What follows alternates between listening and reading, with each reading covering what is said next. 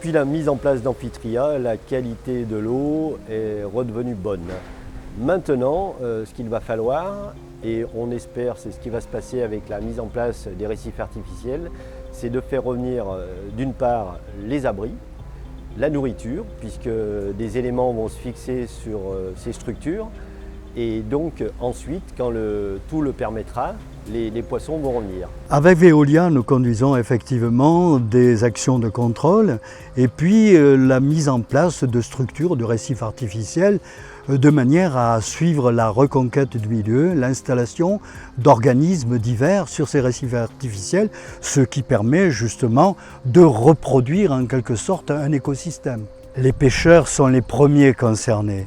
Et ils nous ont déjà sollicités depuis longtemps. Aujourd'hui, nous conduisons avec eux ces programmes-là et c'est indispensable. Car il n'y a pas incompatibilité entre développement économique dans le milieu marin et protection de ce milieu. Bien au contraire, ceci va de pair. En lien avec les prud'hommes et les pêcheurs locaux, Veolia déploie le programme BioHut et BioRestore. Il s'agit d'installer des habitats artificiels pour faciliter le repeuplement des jeunes poissons. BioRestore consiste d'abord à prélever dans la mer des poissons à l'état post-larvaire pour les transférer dans une ferme d'élevage à l'abri des prédateurs.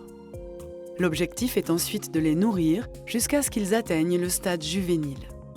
On les relâche enfin sur des BioHut, habitats d'émancipation où ils poursuivront leur croissance en toute sécurité.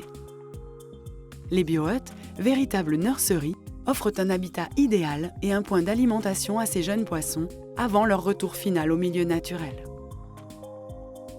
La combinaison des programmes BioHut et BioRestore multiplie par 20 le nombre de poissons sur une seule génération. Ce premier résultat représente une étape majeure dans la reconstitution du milieu naturel. Ici, en Méditerranée, Veolia prend un engagement pour le milieu marin et la biodiversité, aujourd'hui et pour demain.